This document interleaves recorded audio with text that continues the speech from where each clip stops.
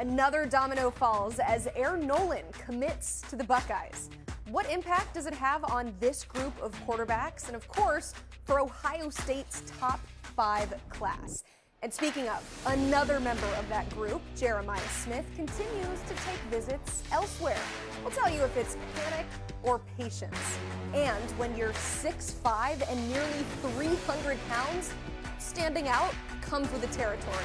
We'll tell you why Aydin Breland's play is big, but his recruitment will be even bigger. The college football recruiting show starts right now.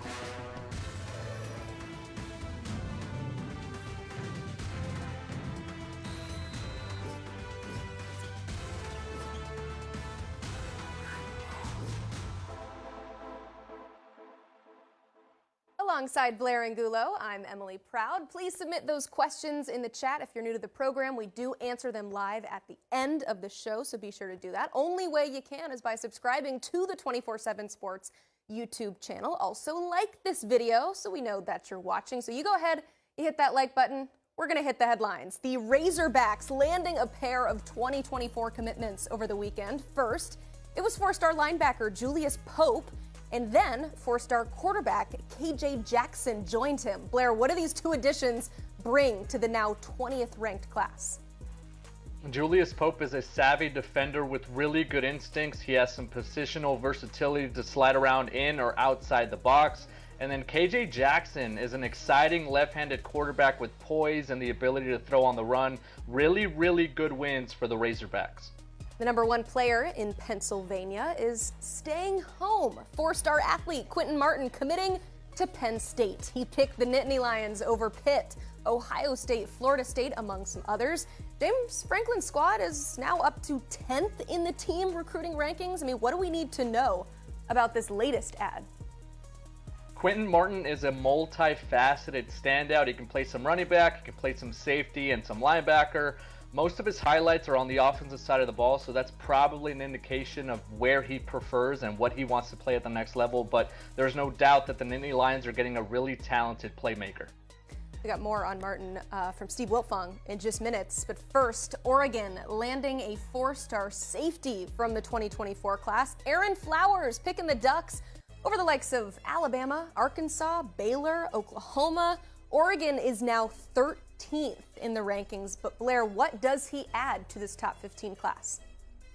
We're seeing it there on tape. He brings a ton of physicality on the perimeter. He's a corner that isn't afraid to hit, a defender with great ball skills. Aaron Flowers has the potential to play right away in that reloaded Dan Lanning defense in Eugene.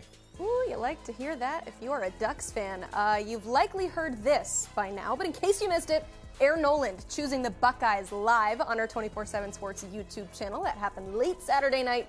He, of course, picked Ohio State over the likes of Clemson, Texas A&M, Oregon, Bama, Arkansas, and Miami. So you know that it happened, but you may not know the why. So let's welcome in our Director of Recruiting, Steve Wiltfong. Steve, welcome back. Ohio State, you got the colors on right. Was actually the last of his finalists to offer. Not typically what we see. So what allowed Ryan Day and Brian Hartline to land this talented prospect? Well, Ohio State has a great relationship at that school. They landed one of the best tight ends in the country, Jelani Thurman, out of there in the last cycle. Langston Hughes down there in Fairburn. And look, talking to Aaron Noland about why he chose the Buckeyes, it started with the coaching staff. Coach Day, Coach Dennis, Coach Hartline. He called him the three-headed snake.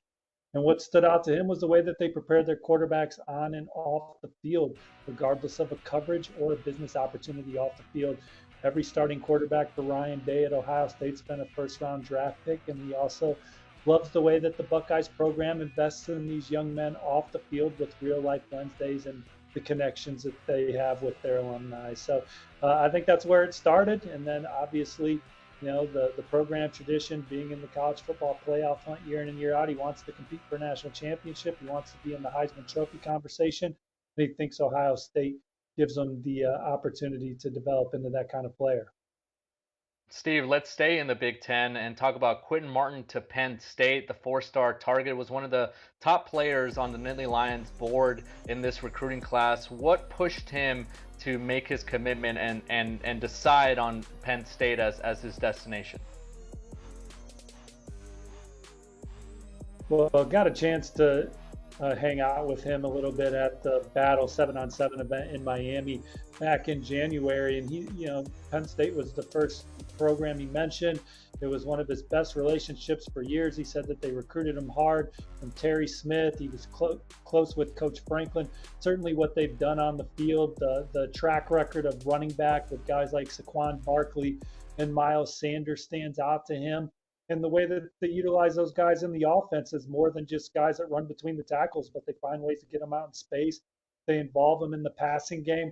And I think those were things that were all exciting for him. And the reason why it's exciting for Penn State to land him is because he's such a versatile football player, one of the best pure football players in the class, impacts the game in all three facets, and is a guy that could certainly be one of the great linebackers at Penn State down the road. If that's ultimately where he would settle down the road. But he's going to start at running back, where he's got a chance to be a really good every down back for them that can catch the football. But there's a lot of position flexibility with this young man. Penn State up to number 8 in the 24/7 Sports recruiting rankings, and in good position for a lot of other targets moving forward. Sounds like it. Now that we've got a little bit more context to our headlines, let's touch on some other news. You got 5-star Terry Bussey visiting Texas A&M this weekend. He's been there, of course, before, but what can you tell us about this most recent visit and maybe what's next? Well, Texas A&M, it's all hands-on-deck approach for Terry Bussey on the recruiting trail. Terry Rushing is the lead recruiter there. It's his area, it's his position where they view Terry Bussey as a corner. But Jimbo Fisher's involved, Brian Gross-Armiento, so many staffers in the mix there when Terry Bussey comes on campus. And he just talked about building his relationship with them more, says that they treat him like family when he's on campus, says it's a great overall place to be. And he thinks that Texas A&M's building something special right now, and they'll be at the top of college football here in the next year or two. I think that Texas A&M's put themselves in great position to land Terry Bussey. I think they're the team to beat as we talk about it right now. He's got a visit set up for Tennessee on Friday, going to be at Alabama on Saturday, going to swing by Auburn on Sunday. LSU's in the mix here. Baylor, Texas Tech, Texas also swinging at Terry Bussey, but been to College Station a lot. This is a young man that wants to major in engineering. Texas A&M checks a lot of boxes for him, and I think they're doing the best job at this point in this process. Terry Bussey seems to be moving at a rapid pace and obviously checking out a lot of schools. One prospect that is already near the finish line of his decision, Steve, is Heaven Brown-Schuler. He's ready to make his commitment on April 22nd. What are you hearing as this process nears its end? Yeah, he's going to commit at 5:30 p.m. Eastern that day. And I asked him what he was looking for in a college program. He said a family-oriented environment, a place that he can call home, education and educational support distance, easy access for his family, alumni association at its finest, a big fan base, support system that enjoys watching their players play the game of football. I think Clemson's the program to beat here. He's been there several times, built a great relationship with that staff. He's a guy that they covet on the trail. And I think generally when you see a young man that Clemson's in the mix for and they look like a lean to Clemson, they don't take too many visits elsewhere. And Heaven Brown-Schuler has not really been out on the road either. So I like where Clemson stands right now going into his upcoming announcement for a player that they absolutely covet. All right, we got a lot of people watching right now. Would love to hit 50 likes by the end of the show. Steve, what's the thing they need to look for? Thumbs up button. Go ahead and smash that. Would love to get to 50 likes. And we also love to track these quarterback dominoes. And you actually have a story out all about it. So I urge you all to check that out on 247sports.com. We're going to get a little taste here, though, because one program in particular still searching for a quarterback in 2024, Clemson. They just missed out on Noland, we know, one of his finalists. So where do the Tigers go from here? And they got a very healthy quarterback room from a talent standpoint when you look at what they have this fall. But certainly, what are they going to do at this position on the trail in 2024? I'm not sure. They were finalists for 4 good ones. DJ Lagway was the first one. He picked Florida. Walker White was the second one, and he ends up picking Auburn. Jaden Davis was a guy that had him on the short list. He's with Michigan. And then Noland obviously picks Ohio State. I think that they maybe were kicking some tires on Hoss Hesney too, who recently committed to TCU. Him and Luke Moga are probably the two fastest quarterbacks in the country, most dynamic players in the country. So nice pickup for Sonny Dykes and TCU there to keep him home. What does Clemson do? I'm not sure. Look, they've only offered 56 players in the country, regardless of position, where there might be a school or two that have offered 56 quarterbacks. It's hard to get an offer from Clemson. They're looking for some unique traits, not only as a football player, but as a young man. And so it's back to the drawing board for them, but they are a school with the magnitude to be able to flip someone if the next guy they identify as a young man committed elsewhere. Now we know that if Clemson is recruiting a player that's committed elsewhere, before they allow them to visit their campus, they ask for that young man to decommit. So we'll see if anything's happening behind the scenes with Garrett Riley and company on that front. If it is, it's not going to be anything that we find out right away, I wouldn't think. And then there's some other talented guys out there that maybe they, as they evaluate guys and go back to the drawing board, they fall in love with. And you said it, Clemson's in a good position now. This, of course, all about the future. Another team, the team they actually faced in the ACC championship game last year, also looking for a signal caller for this very class. In a good situation now with Drake May. But Blair, what are you hearing as far as maybe where North Carolina plans to address that very important position? I heard earlier this week that North Carolina initiated contact with four-star quarterback Isaac Wilson. The Tar Heels don't recruit the West Coast very often. This is one of the top players in the state of Utah, the brother of Zach Wilson, the former number 2 overall selection in the NFL draft, who's currently with the New York Jets. But his recruitment right now is being steady. He's on a visit right now as we speak to Arizona State. He was at Arizona yesterday. He will be at Oklahoma State on Wednesday. He's got an official visit to Utah scheduled for later this month. That would be my pick right now. I'm not exactly ready, Steve, to make that crystal ball prediction right now for the Utes, but I like where Utah is trending right now. And I'm not saying North Carolina is in the mix so that they're going to offer, but I know that they've initiated contact. And if he's still on the board heading into the spring evaluation period, I'd expect them to at least go out and check him out and see him throw. What are some other names, Steve, that you're hearing on the North Carolina front? Yeah, so I know that West Orange quarterback Trevor Jackson down there in the Sunshine State, he's a guy that a lot of these programs have pivoted to after losing on their top targets. He's a guy that I think North Carolina is excited about. Aaron Philo, who just decommitted from Minnesota, the young man threw for 4,598 yards and 54 touchdowns. As a junior, led the Peach State in passing, taking Prince Avenue Christian to a state championship. He's out there in play. North Carolina, Duke instantly jumping in on him. He's a guy that I think a lot of schools could pivot to. Maybe Clemson does as well. Michael Merdinger from Fort Lauderdale, Cardinal Gibbons, is another guy on North Carolina's board right now. And look, they're talking to guys committed behind the scenes as well, as is everybody, right? So, but those are 3 guys I know of right now that's on North Carolina's board after Noland picked Ohio State and KJ picked Arkansas.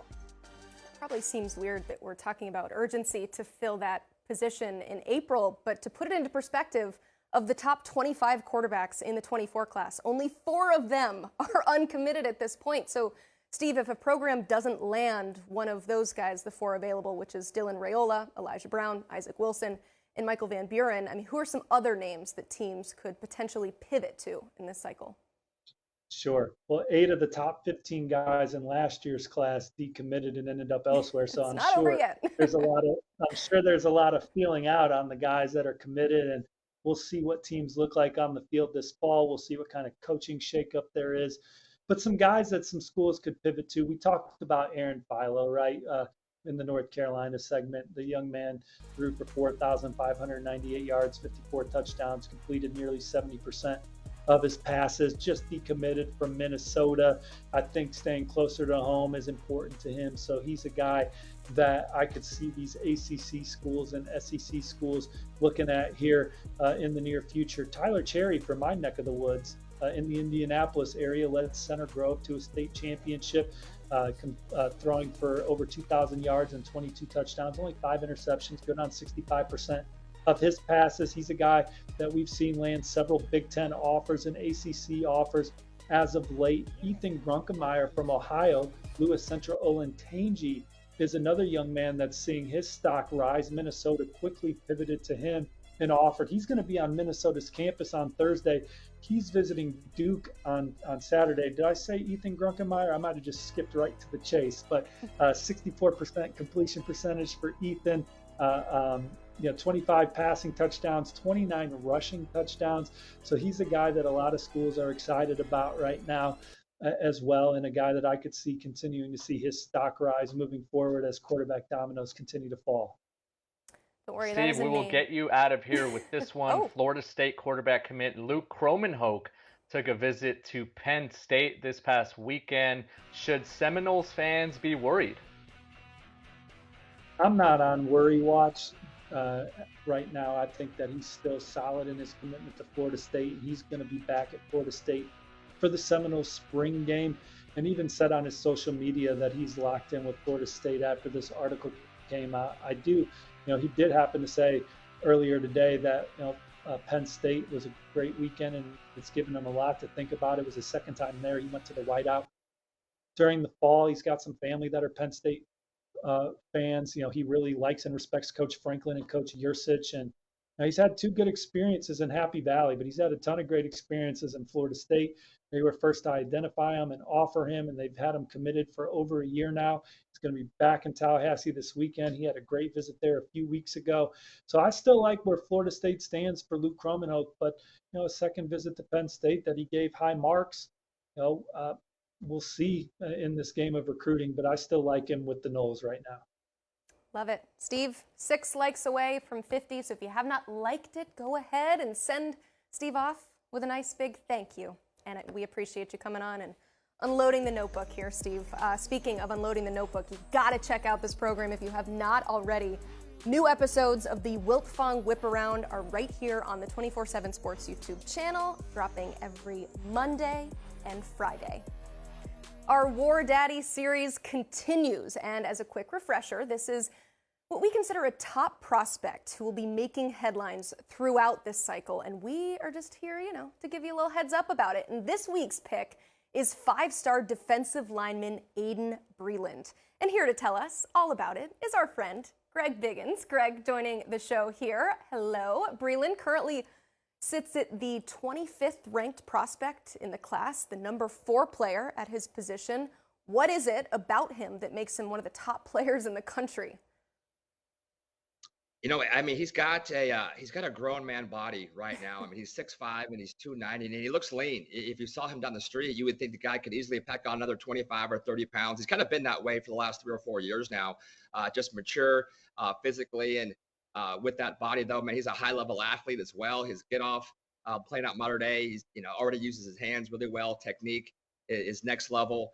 And he's got a mean streak. He's got a nastiness to him as well. So playing at Mater Dei, you're never going to, put up gaudy numbers. He rotates with like 7 or 8 other linemen. He plays inside. He plays outside. He kind of took his game to another level last season. And they moved him outside as an edge rusher. So he shows that positional versatility. So you take a guy, like I mentioned, he's 6'5" and he's 290. He can move.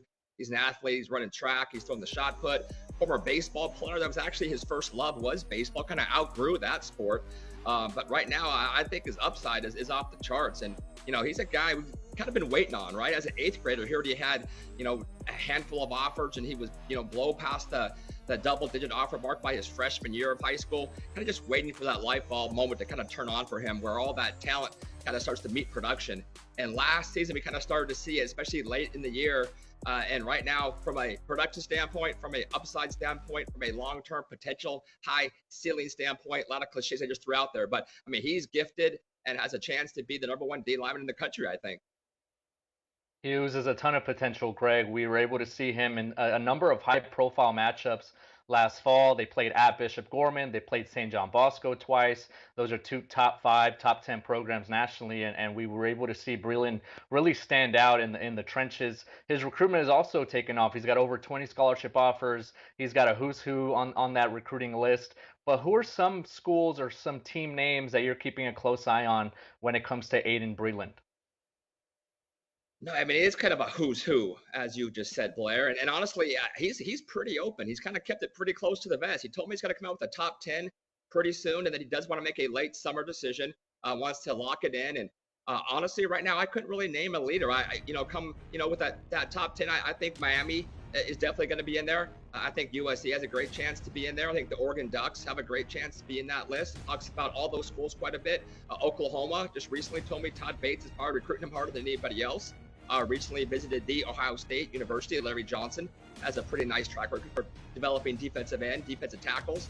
I think you'll see the Buckeyes on that list. And outside of that, though, there's a handful of schools. I'm actually kind of curious myself where his recruitment's going to go from here. But if I were to handicap it and maybe pick out just a handful of schools, the two that seems to me that he might be the most excited about, at least maybe just talking to him, I'd say Ohio State, Oregon, and Miami. Those three kind of jumped out for him. Just going with the whole voice inflection, Blair and Emily. I thought his voice kind of changed when he started talking about those three schools. So, we'll see. We'll see if my ears perked up and if I was accurate on that call in a couple weeks.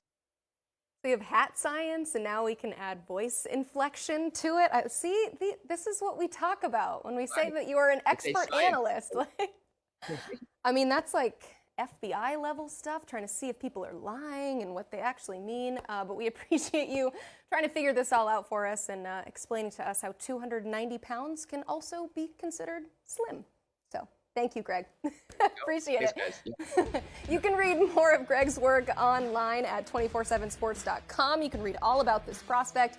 It's your one-stop shop for the latest in football and basketball, recruiting, news, and more. Speaking of more, we got more show here with the NFL Draft coming up next month. This month, oh my goodness, we are continuing our series of looking back at some of the recruitments for this year's prospects. We are highlighting some of the top offensive linemen in this year's draft. So let's say hello to our friend, Allen Trieu, who is here to give us the goods on those prospects you just saw there in the video. Allen, one of the top offensive lineman prospects is Paris Johnson Jr. out of Ohio State. Got a lot of Buckeye talk on today's show. A former 5-star back in the 2020 class, the #1 tackle. Just thinking back to him as a high schooler, what stood out about his play? Yeah, actually, I first remember him as a middle schooler. He came up to a camp in Detroit when he was in 7th grade and was a skinny defensive lineman then. And his dad was working in the college football space at the time. I think he was a director of player personnel. And so he was already exposed to the whole recruiting process at that point and saw him develop his body into that of an offensive tackle. He was really, really dominant. He early on, he had to wait his turn a little bit at Cincinnati St. Xavier, transferred over to Cincinnati Princeton, and actually went viral a couple times for how dominant he was. He was blocking guys after the whistle. He was blocking without his helmet on a couple times where his helmet came off during a play and he didn't stop until that whistle blew. So he was clearly one of the top offensive tackles in the country, a dominant force, and everybody who saw him play said that's a potential future first-round pick there, and that came to fruition at Ohio State.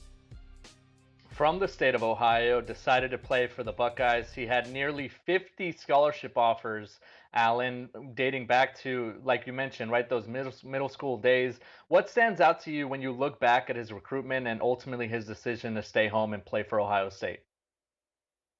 Yeah, he had all those options, as you mentioned, but it wasn't a surprise that he chose to stay inside the state and play for Ohio State, who at the time and even now was really keeping a good fence around the state of Ohio when it came to the top guys. But his recruitment did get a little bit interesting after he committed to Ohio State. That was actually the year that Ryan Day took over as head coach. And that little bit of change allowed him to take some other visits. He took officials to, I think, LSU and Georgia even after he had given Ohio State a verbal commit. So they had to reel him back into the class. I don't know how seriously he ever really considered those schools. It was more of just checking off a couple of boxes, I think. But Ryan Day did a really, really good job of making him feel comfortable with where the future was headed at Ohio State, and they ultimately were able to keep him committed, even though he did take some visits after his verbal.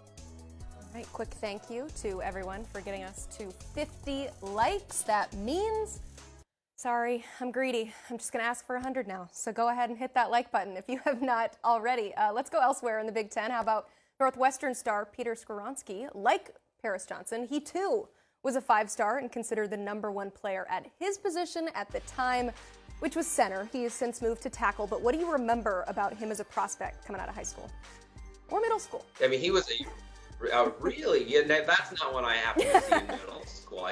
claim that so often, but with Peter, he had really, really good tape. Wasn't a guy who went to a lot of camps, so we didn't really have a chance to see him in person until the All-American Bowl, and that's where he really solidified him as a 5-star. You see him here playing tackle at high school, but played center down there at the All-American Bowl, played inside a little bit, was a 5-star center. We all thought that that's where he would ultimately end up, is kicking inside. But that was, his freshman year at Northwestern. That was the COVID year, and Rashawn Slater ended up sitting that year out. He took over as left tackle, and he's never, ever looked back. So we had him as the right rating, just not quite at the right position, but we were close.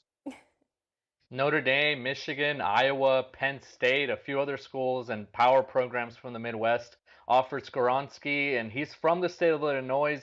Allen, what ultimately led to him signing with Northwestern, and why did Pat Fitzgerald win this recruiting battle? Yeah, so to provide some context here, if you go back and look at his Twitter, he never reported any offers, never tweeted an offer, very rarely posted anything on social media. In fact, the only thing recruiting related that he ever posted was his commitment to Northwestern. So he kept things extremely quiet, and that's how he handled his recruitment. Wasn't necessarily looking for the most famous program, wasn't looking at all the shiny objects. He wanted somebody who would be straightforward with him and somebody who would develop him, in Northwestern offered that. Pat Fitzgerald, extremely honest with him throughout the process, and offensive line coach Kurt Anderson just did an exceptional job recruiting him. And so ultimately, between that and the academics and the chance to come in and play right away, which he did, Northwestern surprisingly won that recruitment out. But exactly the reasons he chose Northwestern, you see here today, him developing into a first-round pick. You can see that he made the right call on that one. Certainly did. We made the right call calling you. Allen, thank you for the walk down memory lane. We appreciate it. No problem. Good luck on the likes. Thank you. Yes, he mentioned it. We're past 50, so let's go ahead and get 100. He said it, so let's do it. Let's turn back to the 2024 class. As those classes, continue to take shape, Ohio State, the theme of the show, finds itself in a familiar position as one of the top 5 classes in the cycle. Their number 4 class has 9 total commitments, and most of them actually joined within the last couple of weeks. So we gotta head to Buckeye Country to continue to talk about all this excitement. And joining us on the show to continue the conversation is Bill Kurelic, senior writer from Bucknuts.com. Bill, I said it, over half of Ohio State's 9 commits came within the last 3 weeks, including some really high-profile prospects. How have the Buckeyes been able to pull off this large wave of commitments in such a short amount of time? Well, I think hard work would be the biggest answer. I mean, Ryan Day and Mark Pantoni, their general manager of player personnel, they've done a great job of getting kids on campus this spring for their spring practices. I mean, it's kind of been a who's who of visitors coming and going from Ohio State this spring. And, all the players that have committed to Ohio State on this roll are kids that visited Ohio State so far this spring. It started with the Armstrong twins, offensive linemen Deontay and Devontae Armstrong from the Cleveland area, Lakewood St. Edwards. Then James People, a running back from Texas, had a great multi-day visit to Ohio State earlier this spring. You have Mylan Graham, the 5-star wide receiver from Indiana, who's been to Ohio State numerous times and had another excellent visit. And then you had this past weekend, Noland, the prolific quarterback from Georgia. He visited Ohio State last weekend, and boom, he's committed to Ohio State. So they've got these kids on campus, and they've closed the deal with them. And now their class is really interesting. A number of weeks ago, Ohio State's class in the 247 Sports team composite recruiting rankings was number 17 in the country. And in the matter of a couple of weeks, they are number 4 in the country, and they're pushing to go higher. I mean, there's a big announcement tonight. We've got linebacker Peyton Pierce from Texas. He's going to announce his college choice at 7 o'clock Eastern Standard Time tonight. And if you look at the crystal ball, you're going to think he's going to Ohio State. We'll see, but the crystal ball thinks he's going there. Yeah, Bill, and it's a huge weekend for Ohio State with the spring game. No shortage of visitors expected to make it up to the Horseshoe. One name that really stands out is Jeremiah Smith. He hasn't been shy about visiting other schools. So how significant is this coming weekend for him and Ohio State as he makes it back to Columbus? Well, I think it's important, Blair, but as far as his decision, I don't know that this weekend in particular is going to make that much difference, because even though, as you know, even though he's taking these visits, he's been pretty well locked into Ohio State. And how can I say that? Well, he's just doing his homework, so to speak, in that, or making sure of things. As long as Ryan Day and offensive coordinator, wide receivers coach Brian Hartline are at Ohio State, he's going to be a Buckeye. But he knows that things change in college football with the coaches, and he's just making sure that that if anything happened, that he would have done his homework. Whereas Hartline or Day leave, then he would have a pretty good idea where he wanted to go. But as long as they are at Ohio State, he has said numerous times he's going to be a Buckeye. And it's always great to get a guy like that back on your campus. He can help recruit this weekend, of course. Seen him pretty active on Twitter as well. Transferring to the same side of the ball, let's stick here, Ohio State. They've had a lot of success recruiting defensive linemen, and 2 of their top targets at that position will be on campus this weekend for the spring game. So what can you tell us about the latest with these 2 guys, Booker Pickett and King Joseph Edwards? Yeah, Booker Pickett is a huge Ohio State target. He had over 30 sacks last year as a junior, and he's going for more this year. He's looking to set the all-time school record. So, he's a huge target for Ohio State, and he's a Buckeye legacy. His uncle, Ryan Pickett, was a great defensive tackle for Ohio State. So he's an Ohio State legacy, and getting him on campus again, he's been to Ohio State's campus before, but getting him on campus again this weekend, it's supposed to be 75 to 80 degrees and sunny for the spring game. And when that happens in Columbus, you're usually talking for a spring game anywhere from 75,000 to 95,000 fans in Ohio Stadium for the spring game. So an atmosphere like that for just the spring game, it's a great time to have him back on campus, certainly. Now, King Joseph Edwards, he's a guy that has been wanting to get back to Ohio State all spring long, and he has kind of targeted this weekend, and hopefully he'll be able to make it to Ohio State and get back on campus. He's been to Ohio State other times, so it would again be a return visit for King Joseph Edwards, and hopefully he does make it to Columbus this weekend, because like I said, it's going to be a great show and some great weather.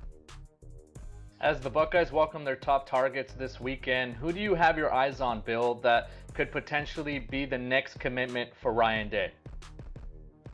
Well, one guy in particular, certainly I would keep in mind would be, he's a running back, slot back type guy, Sam Williams-Dixon. He's from Ohio. He's been to Ohio State numerous times, including multiple times this spring. He's long had a scholarship offer from the Buckeyes. So him returning to the spring game would certainly be one guy to keep in mind. Another guy to keep in mind would be Reggie Powers, a linebacker, another Ohioan. He's from Centerville, Ohio, home of Kirk Herbstreit, but he's another guy to keep in mind, certainly, and there'll be a lot of others, but those guys certainly would be 2 guys that would kind of jump off the page right away as possibilities. Before we let you go, we got to ask about the latest commitment coming from Mayor Noland. You mentioned it, but now that he is in the fold, how much will the Buckeyes staff lean on him to recruit and help build this class? Well, he has said he's going to recruit, and he's not been shy about it. And he's a magnetic personality, really engaging guy. And you saw Jeremiah Smith, as you mentioned. Jeremiah has been active on Twitter, and you saw him very actively, I guess you'd say, campaigning for Noland or Aaron Noland to be in this Ohio State class. And then once he was in, Jeremiah certainly showed his approval of that decision. So Aaron Noland has said he's going to go out and he is going to go ahead and commit, or I should say recruit for Ohio State, and certainly he will. And back to Blair's question real quick, another guy to keep in mind as far as Ohio State Tight end Demarion Witten from Cleveland Gunville. Glenville guys don't usually decide early, but he is returning to Ohio State. He is planning to this weekend for the spring game. So, you just never know. Things change, and maybe he gets caught up in things, and maybe he announces a commitment. I don't necessarily predict that to happen, but again, it's recruiting. You never know. Truly never know, but if somebody does know, it's probably you, Bill. Thank you so much. The Dean of Ohio State football recruiting joining us here. For more from him, go to bucknuts.com.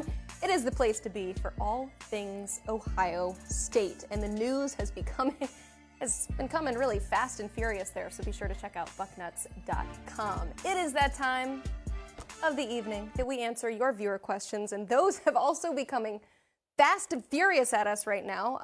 A very active chat today. Everybody seems to be really jazzed about the Ohio State talk, and then there's people that don't like Ohio State and are, standing up for their teams. I love to see that as well. Speaking of, that brings us to this first question I'm going to ask from Jason, saying Michigan and Ohio State have landed their next generation of quarterback. So I love this, who has the better career, Noland or Davis?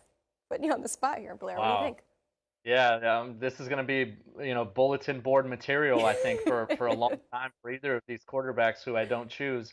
If the question is college career, I have to tend to think that Noland has a better shot at having a bigger and better college career, considering what that offense does at the quarterback position, considering his tool set and what he likes to do, being able to throw on the run, his accuracy downfield. I think his makeup and his moxie, I really like his potential in that Buckeyes offense. Long-term projection, I think Jaden Davis might have the better long-term outlook if you think about him as an NFL prospect.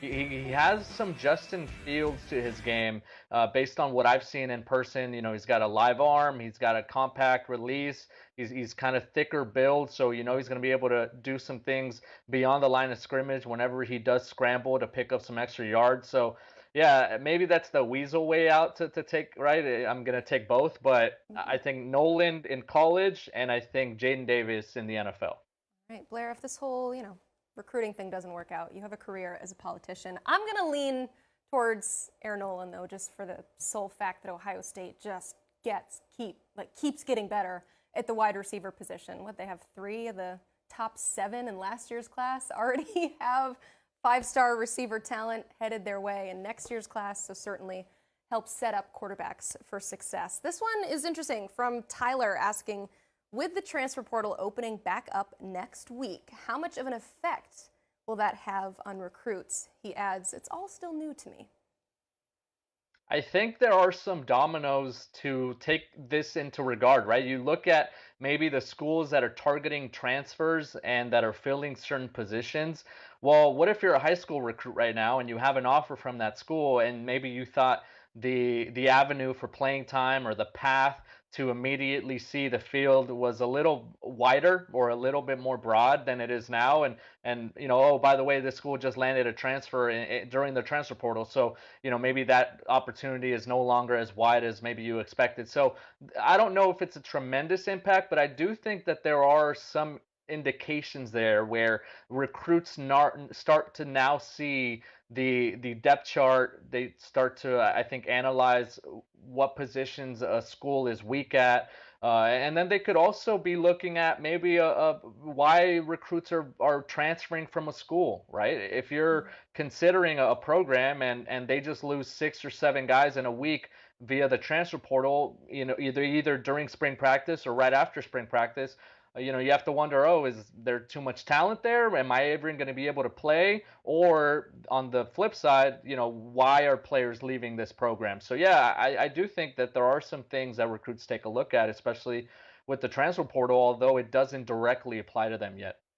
Speaking of the portal, we will be your headquarters for portal coverage when it does open over the weekend. So be sure that you are subscribed to the 24/7 Sports YouTube channel. And just because I'm shameless, I'll go ahead and throw out another call for likes. If you have not hit that like button, please do. Would love to get to 100 by the end of the show. We're getting pretty close. I know from the portal perspective, the way that we're trying to look at this spring period. Again, it's not just new to you, Tyler. It's new to a lot of us as well, is figuring this out the first time with these windows. But what we've seen in spring is these later transfers are kind of hole fillers, and they're not long-term investments. You'll see a lot of grad transfers too if they lose a position battle, something like that. And so probably not a ton of long-term effects on these rosters, but definitely something I know recruits are keeping an eye on. This next question comes from Jack asking, oh, he did hashtag question. I like that, by the way. We're looking at every single comment, but I do appreciate that. Stands out. On any update on where Mike Matthews and Sammy Brown might be leaning? Well, Mike Matthews has an official visit scheduled to USC, and that's a notable one. He's a player from the state of Georgia, headed all the way across country June 16th weekend to check out the Trojans. They've been known to produce a receiver here and there, and they obviously have a lot of quarterback talent, whether that's already on the roster or potentially in the mix there for a Dylan Raiola. The Trojans are the only official visit that has been set according to the 24/7 Sports database. That's what we know so far. And then you have to think of Alabama, you have to think of Clemson and Georgia and Tennessee as also being in the mix there. We would expect Mike Matthews to also hit hit the road, hit the skies, and check out some of these other schools. And then with Sammy Brown, this is a linebacker who has tremendous makeup, and he's I think already a few steps ahead of Mike Matthews in terms of knowing where he wants to go, what he wants to do this summer. Official visits to Clemson, Georgia, Ohio State, and Oklahoma. We talked about him on the show last week, Emily, as a player that right now, he could go either way, and I don't know if he would make a wrong decision. Clemson and Georgia are two schools that are nearby. Ohio State is in the mix right now, and they've been recruiting at a torrid pace, as we just discussed with Bill Kurelic. And then Oklahoma with Brent Venables and what they're trying to do on the defensive side of the ball ahead of their move to the Big Ten. They're also in the mix there. So nothing new or nothing concrete as of yet about who might be leading, but I think those four schools, the fact that they already have an official visit scheduled for the nation's #1 rated linebacker, it speaks to the level of effort that they put in recruiting him, and obviously the schools that he likes right now.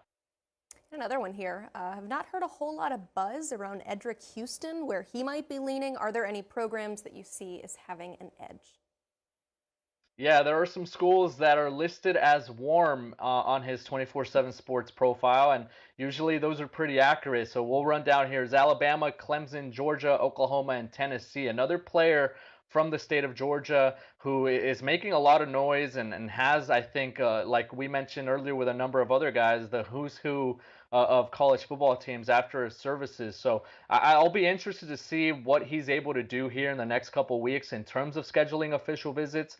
Nothing yet as of us taping this show and figuring out where he might be headed, but I think this summer will be key. If he does end up making an early decision, I would assume that the month of June will be huge for Edrick Houston. Good to know. We got intel and a date potentially to look at. We'll see.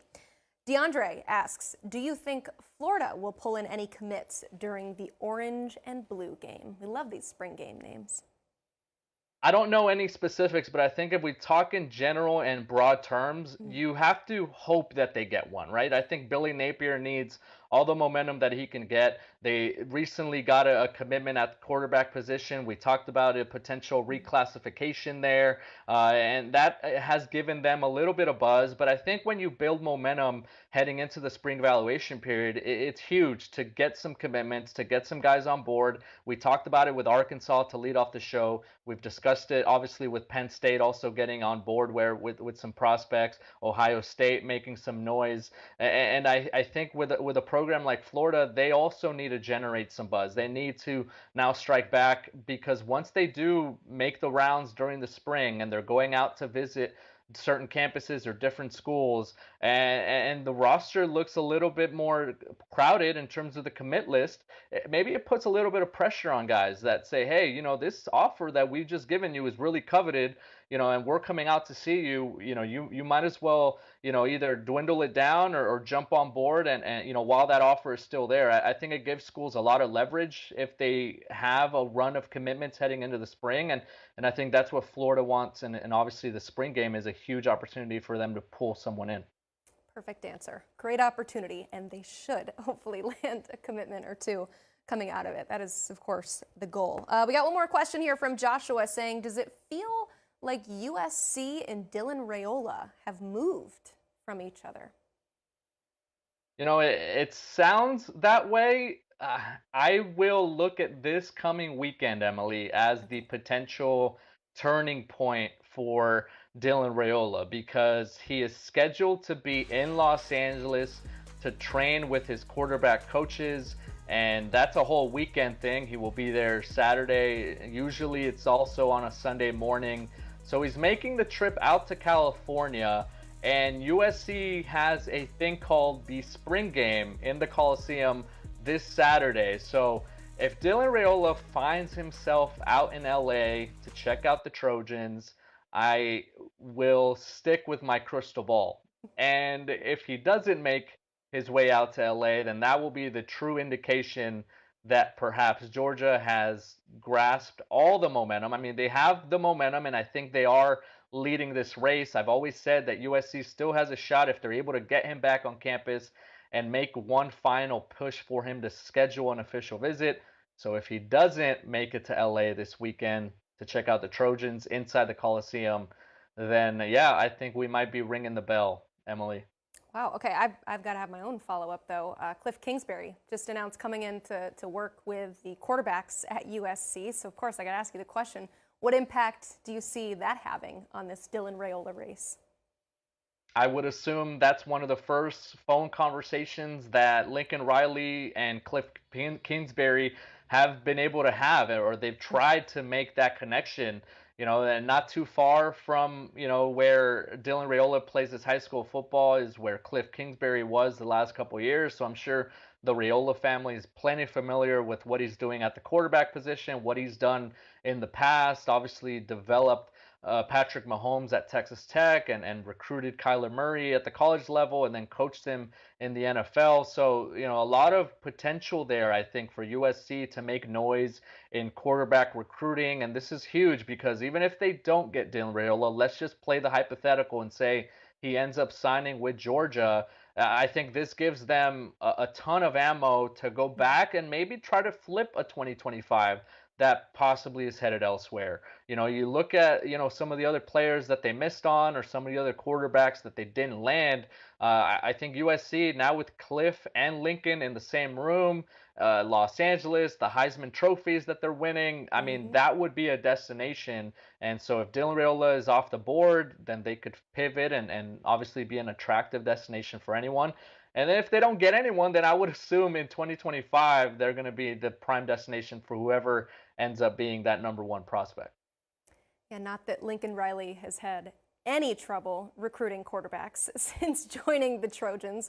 Got to think that adding Cliff Kingsbury, a former sitting NFL coach and Power 5 head coach in college football, has got to help that out. Okay, I lied. We have one more question here. Corey Smith, and this is actually a question that I had in my head when you were talking about Edrick Houston and the teams that he was warm for. So how often are player profiles updated? What exactly does that mean? He asked, where does the information on hot and cold come from? Please explain that process for us. Yeah, I'm reading the question now. It's a great question. You know, this is so the way we differentiate hot and or warm and cold or warm and cool as it says on the profiles. It's essentially a school that we feel will be making a top 4, top 5, top 6 list. A school that the prospect has visited a number of times, or a prospect, you know, feels really good about a certain program and always mentions them in his interviews. We joked with Greg Biggins about voice inflection earlier. I always hear what school comes out of the prospect's mouths first, right? That because that's the school that's at top of their mind. And so you have to think about that school being high in the conversation or highly in the mix. So yeah, we're updating those profiles day by day, hour by hour. I'm getting DMs and messages and texts and saying, hey, can you update my weight? Or hey, can you put this school on warm? I just took a visit. Or hey, you know, my height and you know, my interest is missing. Or, you know, hey, maybe you missed that I got offered by this school. Could you add it to my profile? So we're not only on this recruiting show, Emily, we're not just writing articles, we're updating profiles essentially all day, every day. And, that's another fun part of it. So I always like to use it as a good resource because I think it does provide all the up-to-date information that we're able to muster as analysts. A lot of information, a lot of people working behind the scenes. It's also not just you. Tons of people are trying to put this information together so you understand it. We do appreciate those questions in the process. We're not just here to give you updates on the latest recruiting news. It's also teaching you, peeling, behind the curtain a little bit to show you what this whole process looks like, because there's really nothing else like it in sports. We have a lot of great guests on the show, but we have a very special one joining us on Thursday. That's right, we have a live commitment from Zahir Rainier. He will pick between his plethora of finalists down below, live on our show on Thursday at 5 o'clock, right here on the 24/7 Sports YouTube channel. For Blair Angulo, I'm Emily Proud, and this is the College Football Recruiting Show.